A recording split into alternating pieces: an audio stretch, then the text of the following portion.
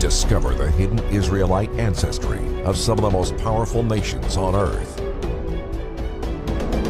Watch as Scripture unveils the terrifying future of America and Great Britain as revealed through the sabbatical and Jubilee years. Discover the identity of Assyria and its role in this final Jubilee cycle. Learn of the pending judgments that are to be soon poured out as a result of transgressing the sabbatical years. Sightedmoon. Hi, Sam. Ask me anything. Ask you anything. Okay. I have Sam Sorbo here. Sam Sorbo is a homeschooling mom. So, two homeschooling moms are going to have a conversation with us. Sam, I've been homeschooling for 30 years. Tell me about I can't tell you anything. I'm sure. 30 years. Yeah. How long have I been homeschooling? Let's see. My oldest is 24, so 17 years. 17 years. Actually, I met him yesterday. He's very tall. He's tall. Very, very. I would have preferred if you had said smart, but okay. Well, I was going I'll to say take smart it. young Tall. man. Yeah. He's also quite charming, Yes. and I can't take very much credit for that. I think that's mainly God's doing. We also saw him in a movie the other day. We saw him in Jesus Week. So that was kind of neat. Yeah. So, you're a movie star, you're a homeschooling mom, you're a homeschooling advocate, but you're also a travel tourism person. So, I have people who want me to talk about the homeschooling stuff predominantly, but I really want to ask you about this trip to Greece because we just took our 13-year-old son to Kenya. We were teaching all of this in Kenya with our son. So, the whole thing about homeschooling is you get to take your kids with you and you get to experience the world. Yes. And teach them along with you all the things that you're learning and doing in life. Yes. So tell me about your trip to Greece. It's what's amazing. I love that you just sort of opened my eyes to something that I hadn't thought of before, and it's this: we have children, and we're so wealthy now that we enslave ourselves to the schools, so that we can't do the things that we've accumulated so much wealth that we should be enjoying. Right, because you have to fit it into those holidays. Which is like the worst. Like if you want to do a ski vacation, Everybody does it over President's Weekend. It's like a madhouse. Right. And frankly, like I have friends who do it, and I laugh at them. I'm sad that they won't open their eyes, but they just absolutely refuse. We refuse to go to museums on weekends and holidays. Exactly, no. Because the crowds are there. There's no reason. Right. We don't have to. But I think I like to take it back to basics, because when you say we homeschool, most people don't even have a concept of what that is. In fact, so many people say to me, "Oh, I could never homeschool." Right. And I say, "Okay, so what is homeschooling?" And they look at me with a blank face because they have no idea what it is, but they're so eager to admit their inabilities. Right. And during COVID, when all the kids had to come out of school, and all these parents were saying, "Okay, what program do I sit them in front of so I can keep doing my work?" That's not homeschooling. Homeschooling is a relationship with your kids. Homeschooling is actually parenting. It's bringing up children. Yeah. So what happened during COVID was almost worse than that, because a lot of the schools started sending work home. So then you were doing this with your kids. And that's the worst way to homeschool. Right. It's the worst way. That's why I don't like to call it homeschooling. I prefer home education. Home education, yeah. And self-teaching. Right. Because what happens... Or unschooling is another one of those terms. So unschooling it's almost a pejorative. It comes with all of these other sort of caveats that go along with it and stuff. And so a lot of people sort of reject unschooling because the idea is that the kid just learns whatever they want, whenever they want, with very little oversight or whatever. Which is the opposite of parenting and discipline, right? Because as parents, it's our job to raise up a child. It's not just allow a child to exist. Right. And so there's a great YouTube channel. I don't remember their names, but they're unschoolers. And they've got 9, 12 kids. They got a ton of kids. You have a ton of kids, right? I have 7. Okay, 7. 7 is good. I have 1 left in my homeschool. I have 7. I have 12 grandkids. Yeah, so awesome. So anyway, this unschooling family, and they go through, the kids don't have electronics, full stop. So they read books. Oh, there was a movie about them. They live in a bus. No, well, maybe. I mean, there's probably more than one family that does this. True. And I went down a rabbit hole one day and I watched like tons of videos. And they're a lovely family and they do things together. They do projects together. But their kids are self-directed learners, and that's what a child is until you throw school into the mix, which dissuades them from learning. Right. That's what school does. School is the opposite of education. Right, because it's all about feeding it. Because it's all about, if I give you the information, you've got to give it back to me in order to prove that you know what I told you. Which is boring. That's all what and school awful. is. Right. So it's anti-education. Right. Because it inhibits the actual learning of the child. It inhibits it. So first lesson you learn in school is you have to raise your hand to ask a question, right? So that's an inhibition. Right. Okay? Because first of all, I have to do something just to try to learn. That's awful. But secondly, I have to ask permission to learn. That's awful. I have to draw attention to myself if I want to learn. A lot of kids don't want to do that. Right. So that's a barrier to entry. Right. So the lesson from this is don't ask.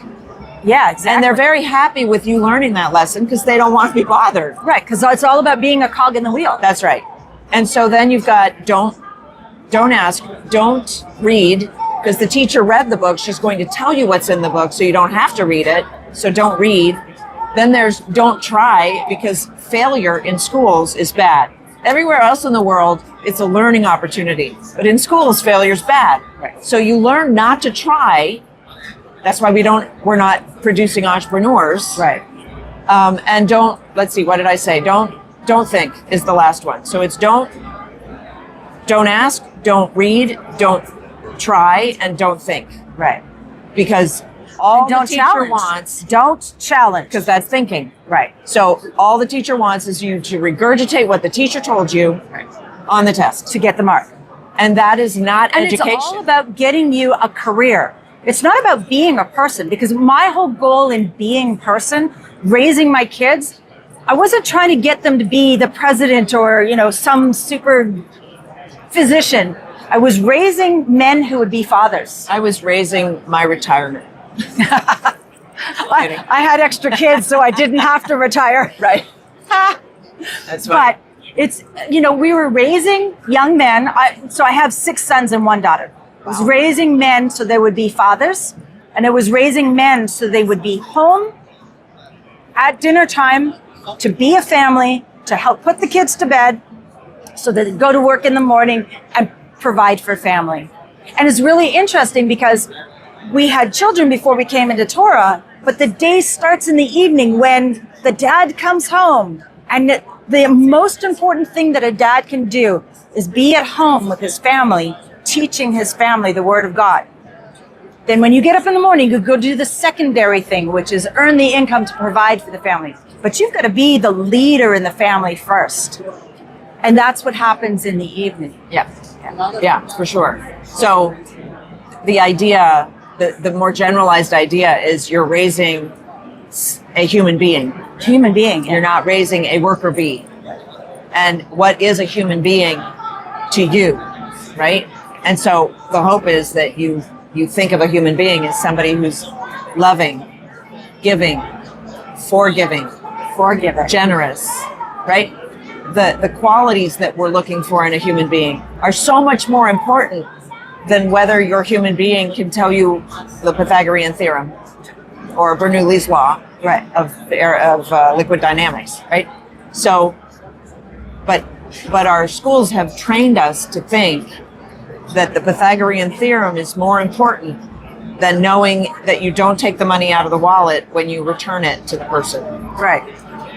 And so now we're seeing the complete degradation of our culture, where I just saw this whole family, this whole group of people went to an all-you-can-eat buffet, an all-you-can-eat place that was served, and only 2 of them ordered, and they all ate. They passed the plates around and stuff, So and they tried to 2. leave having only paid 2, but the restaurant charged them for everybody sitting at the table because everybody sitting at the table was eating. Right. And they were like, "What? How dare you?" No, how dare you? Right. But in our society today, It's no holds barred. There's no ethics. We've lost the moral training of the Bible. Right. And it's absurd to say that we have a system of... And we're seeing that a lot too now with this whole thing where kids are isolated in their rooms, they're isolated with their earphones, they're isolated on their computers. They go to school, they come home, they spend their time in their bedroom. Parents are at work. Everybody comes home to sleep, but nobody actually engages in family. So, and even if it's not like that, even if you're the involved parent, and no, you're taking the kid to his karate practice and you're making dinner and he's sitting at the counter engaging with you, even though he's got some homework to do or whatever, it's still so much less of a full life when you consider. And I was talking to a gal just the other day, and I asked her why she had chosen to homeschool, and she said, well, we did like 2 years with the school, and I just missed him. I just missed him so much. And I thought, I didn't like what was happening in the school anyway, so why was I messing around with that? Yeah. And I would just love for people, for mamas in particular, to get to that point where they say, my gosh, I really miss that kid. There's a lot of anxiety being a working mom, dropping your kids off at daycare. You've got to rush to work. Then you've got to rush home at the end of the day, pick up your kids from daycare, get home, make dinner, put them to bed. That's a high anxiety on a woman. So I just talked to a gal who, at her work, and she told me that she had shingles in her ear. She's a young mom. She's got 4 kids under the age of 7, I think. She got shingles in her ear, and it's like, that's awful. Like, I don't know if you know much about shingles. It's awful. And there's very little you can do about it. You go on the drugs, which the drugs have their side effects and all of that stuff. And I said to her, if you can swing it, please consider not working. Yes. For a long time. A long time. For a while. And she said, well, it's hard. I mean, it's hard, Yeah, but the heart is coming out in your body. Yeah, I'm saying, but I'm seeing the effects. I'm just reading the scene right now. You had shingles. Something's got to give, and it can't be the kids. Right. Because you're a mom. Right. And you know that you're a mom. And although, I saw a video the other day of a gal who gave up her child for adoption. She was just done. 7 years old. She's like, I just can't do it anymore. I was on another show, and the guy asked me my prayer for the nation. And I said, my prayer for the nation is that we start to love children again. Right. We don't love our children. I mean, some of us love our children, but the nation doesn't love children. We abort them. We denigrate them. They don't want to see them in the mall. We institutionalize them. We tell them to shut up and sit down. We don't love our children. If I take my kids out into the mall, they're like, why are your kids here? Why aren't they in school? Yeah, people don't want to see them. The expectation is that children are supposed to be closeted away in a system somewhere away. They're not a part of society anymore. Correct. That's a very bad outcome. Very bad. Of a school system. Because they don't even enjoy the joy of a child anymore. Well, the thing is that children should be part of your life. They should be engaged in life. And what I say to parents is, your children love you. They want to be you. Show them how to do that every day. Right. Right? But we've forgotten all of that. And so then we graduate kids who don't know the first thing about living in the real world. Right. I had somebody say to me, well, I think of college as like a halfway house to, real life. And I'm like, gee, I'm kind of raising my kids to engage real life every day already. Right. And avoid that part. Right. So there's no transition period. They grow up in real life. Right. By the time they're 16, 17, they are adults. Right. They're ready for life. They're ready for work. They're ready for work. When this nation was founded at 12, the kids would go off to Harvard fluent in Greek and Latin and English. Like what we have today is nothing compared to what it used to be when we didn't have schools. Right. So now we graduate kids, and I don't know if you've they're heard still this, children. There's a new term. It's called adulting.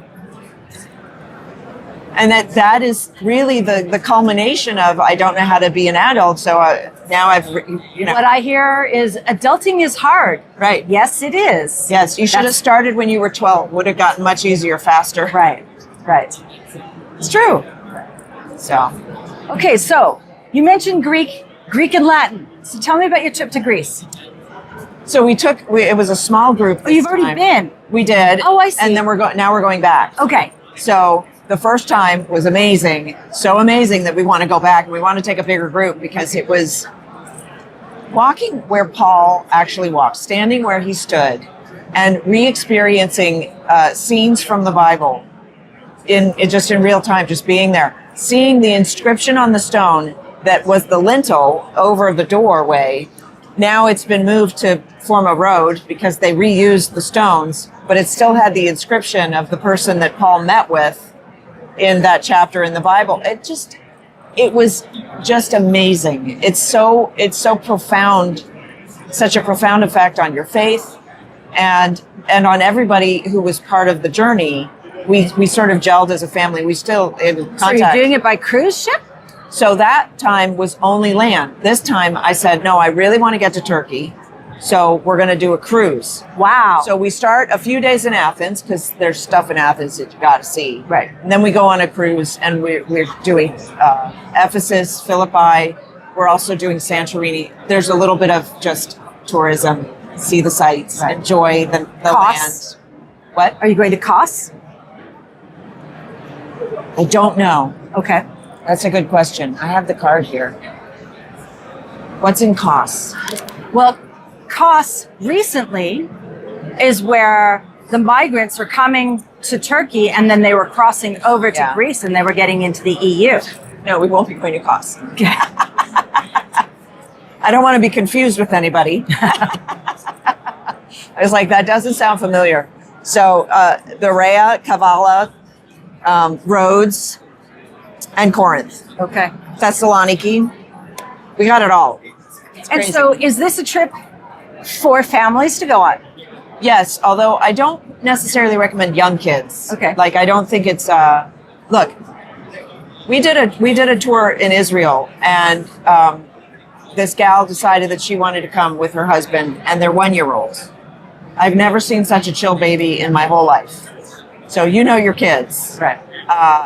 And I firmly believe that. So I'm not saying don't come if you've got a gaggle of little kids, but understand what this is about and whether your kids are really going to enjoy it or not. Right. I don't know, you know. Right. So it's not geared for kids. It's not geared for kids, but it is geared for, it's like continued education, right? Like as adults, we can't just stop learning. My gosh, no. We've got to Heaven keep on. forbid. And this is part of the problem with church too, is if you're spoon-fed at church and you're not actually doing the work to read from the Word of God yourself. Like I said, when you go to school for 13 years and you learn, don't read. You go to church and you think, Pastor read the book, he'll tell me what's in it. And that's where our churches are today. There are some denominations who tell you the only one who knows how to interpret it is the person standing in the pulpit. But I also have to tell you that the person standing in the pulpit also went K through 12. So he thinks that somebody's already told him what's in the book. Right. Not everyone, obviously, No. not every pastor. Right. But we have to be discerning, and yet we don't know how to be discerning because in school we were taught that that's discrimination. Well, and we get called rebels. Well, okay, but I am rebelling against a system, That's a correct. system that's broken. It's not broken. No, well, I'm talking about the school system. It's not broken. It's not broken. It's Yeah. working the way it's designed to. Designed to Yes. work that way. You're right. It's perverted. Yes. It's a perversion. Yeah. It's blasphemy. You know. Okay.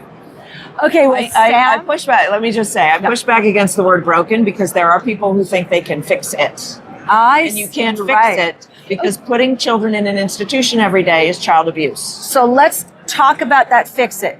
Sam, if we're taking our good Christian little lambs out of the school system, aren't we taking away the opportunity to evangelize to those lost children of the world? You go to school. Send your kids there. Yeah. You know, Jesus never said, make martyrs of the little children. Not only that, whoever said that our children are supposed to be the evangelists? That's what I'm saying. He never said, and actually somebody said this to me the other day. He said, but the disciples, they were young guys, like some of them like 16, 17. And I said, well, we don't actually know their ages, but yes, the thought is that many of them were quite young. but they were disciples. They were students. Right. And then when they graduated, they were sent out. Right. They were not 5 and 6. No. So yeah, don't come at me with the, oh, my child is salt and light. My child is ministering to a little atheist girl who sits next to her in art class. My experience is when you put your believing kids in a situation where they're in a milieu, in an environment with the unbelievers, lose the kids. They lose their faith. Let me speak to that for a minute. Why do you suppose that is? I will tell you why. Thank you for asking. Because when you as a parent drop your child off at school, you are tacitly telling that child, I don't know. I have no authority. The school has the authority. Trust them. Right. And so everything that the child learns in the school will supersede at some point any of your teaching. Right. So if you go to your child and you say, listen, don't listen to what the school says on this because I know better. Right. And your child says to you, well, then why aren't you teaching me? You better damn well take that child out of school and start teaching them. Right. Right? If you want to maintain the authority, then have the authority. Yeah, because the responsibility is given to you. If That's that right. baby child came from your body, you have the responsibility. It's not somebody else's responsibility. And gosh, we were talking about Proverbs, and it said follow the, what is it? Follow the discipline of your father, the instruction of your father, and heed the teaching of your mother. Something like that, right? It requires both. Okay. But this is what I want to say to that. Teaching is not standing at a blackboard with a chalk or whatever. That's not what it means when it says, what the Bible means when it says the word teaching. The word teaching and instruction are not academic. They are worldly. They are the lessons that you can learn from your mother is her teaching, right? How to bake bread, how to serve bread, how to answer the door, how to, all of that is teaching. It's not just this idea that you have to become a math teacher. Well, they say, I choose quality time over quantity time. Well, how do you get the quality time? By spending the quantity time, because it's somewhere in that quantity that you're going to get the quality moment. Children spell love T-I-M-E. Yes. It's that simple. But the other thing is, don't forget what you're getting out of the bargain. I hate that people think, well, I'm just sacrificing blah, blah, blah. We've perverted the word sacrifice. Why is my career more important than my children? I was so glad to come home. I couldn't wait to come home and be a full-time mom. And it wasn't until my third child was born, but I couldn't wait. I wanted to be a stay-at-home mom from the first child being born. My husband was a university student. He had to continue until he could provide for the family. But man, I was so happy to come home. So yeah. But there are a lot of women who think that they don't want to. That's too bad, but then you shouldn't have had children because your children really should come first. So yeah, it's too bad that we've been so brainwashed that we don't understand what we're missing. Oh, I wanted to talk about the word sacrifice.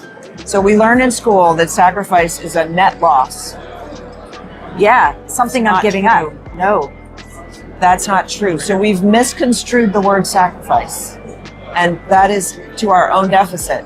Because when you sacrifice something, the only reason that you willingly sacrifice is for something better.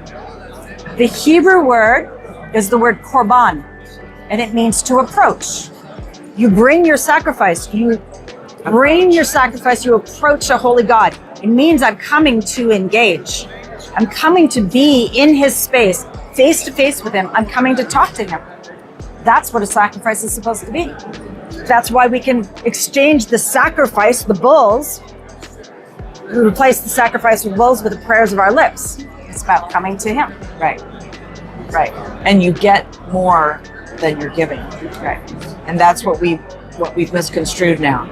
And so I say parents don't understand what they're sacrificing when they bring their children to the school. Right. Because now that Giving up child, something much better. now that child is, like you said, more engaged with the teacher, the system, Yes. than they are with you. Right. Yeah. Yep. Sam, thank you so much for coming to visit us. I really appreciate this. Thank you. Been enjoying getting to know you. It's been fun. We're friends now. We're friends now. Shabbat shalom, everybody.